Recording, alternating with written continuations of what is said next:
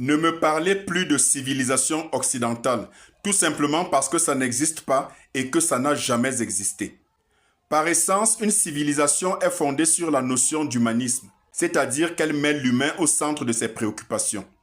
En dehors de l'humain et de la préservation de ses valeurs fondamentales, en conformité avec la nature et le divin, il n'y a pas de civilisation.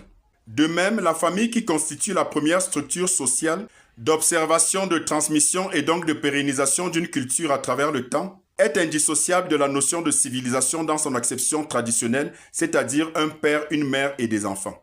Or, ce que l'Occident s'emploie obstinément à faire, c'est justement de détruire l'idée traditionnelle de la famille, et par la même obstination de détruire l'humanité. La légitimation de l'exploitation à outrance de l'homme par l'homme a donné naissance au capitalisme sauvage, qui a conduit les Européens puis les Occidentaux à un conflit ouvert avec la nature et les règles de l'univers. Même le bon sens ne permet pas d'imaginer que l'Occident puisse avoir une civilisation. Quand est-ce qu'ils auraient créé cette civilisation alors qu'ils étaient des peuples nomades, tout au long des siècles de leur évolution en tant qu'humains, et alors qu'ils ont passé tout ce temps à se faire des guerres, à s'entretuer et à se manger entre eux? Toute l'histoire de l'Occident est jonchée de mensonges, de vols, de crimes, de plagiat et de prédation.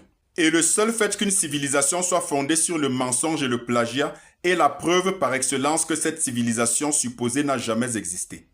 Comment peut-on être raisonnablement constitué et considérer qu'un peuple qui a fait son apparition sur Terre il y a à peine 8000 ans puisse enseigner quoi que ce soit des valeurs humaines et des règles de l'univers aux premiers habitants de la Terre qui y ont vécu depuis des millénaires avant eux et qui maîtrisaient déjà la médecine, les mathématiques, l'astronomie, les sciences et les lois de l'univers? Alors que pendant ce temps, les Européens vagabondaient sur la Terre quand ils n'étaient pas dans leur caverne. Comment peut-on imaginer sans se fourvoyer que des Occidentaux ont apporté une quelconque civilisation à l'humanité, quand on sait que jusqu'au XVIIIe siècle, ils avaient peur de l'eau et donc ne se lavaient pas, parce que leur médecine qu'ils pensaient savante faisait croire que l'eau était dangereuse pour la santé parce qu'elle ouvrait les pores aux microbes. Pour rappel, Louis XIV ne s'était lavé que 2 fois dans toute sa vie, ce qui n'a pas empêché les Français de l'appeler le roi Soleil, et de faire de lui l'un des plus grands de l'histoire de France. À chaque peuple son ordre de valeur. Comment peut-on prendre pour modèle et s'inspirer d'un peuple qui se livre à toutes sortes d'abominations et les érige en modèle, par le rejet des lois naturelles pour plébisciter, des absurdités telles que les LGBTQ, le cannibalisme, la zoophilie, la pédophilie et toutes les autres philies diaboliques? Comment peut-on s'imaginer qu'une telle bande d'attardés ait pu apporter quoi que ce soit de positif à l'humanité? Il faut vraiment être doté d'un esprit particulièrement étroit pour prêter le flanc aux élucubrations d'une prétendue civilisation occidentale. Et quand je pense qu'au XXIe siècle, il y a encore des Africains qui se sentent évoluer parce qu'ils essayent de s'assimiler coûte que coûte au modèle de vie occidental, considérant que c'est le plus haut palier de la civilisation humaine, alors je comprends que le travail de désaliénation de la pensée collective africaine a encore du chemin. Parce qu'il n'y a tout simplement pas d'explication rationnelle lorsque l'original essaye d'imiter la copie. Et qui plus est, une pâle copie, et ce n'est pas qu'un jeu de mots.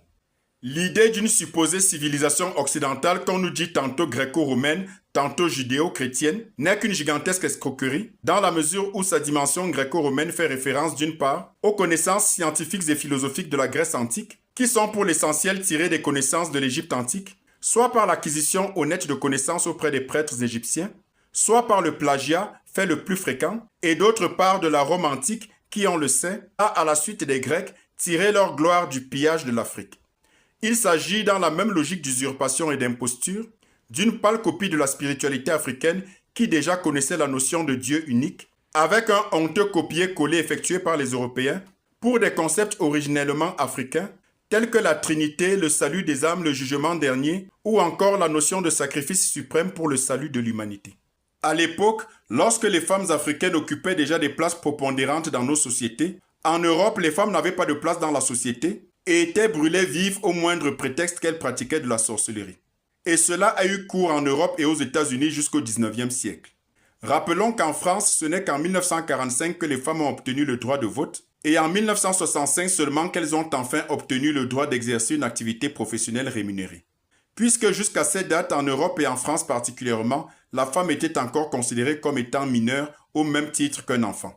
Et avec ça, on va nous expliquer que c'est l'Occident qui a appris aux Africains à respecter et à préserver les droits des femmes. C'est l'hôpital qui se moque de la charité. Il n'y a que des ignorants à la mentalité fébrile qui peuvent croire à de telles balivernes.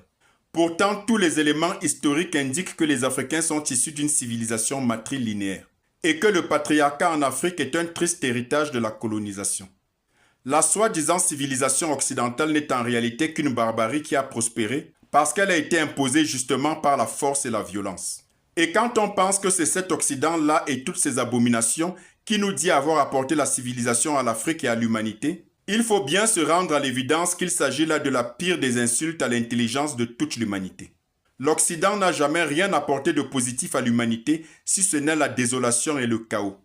La seule attitude qui fasse sens, c'est de considérer que tout ce qui vient de l'Occident en tant que soi-disant valeur n'est que mensonge et imposture. La prétendue civilisation occidentale est donc un leurre, une vue de l'esprit, un fantasme.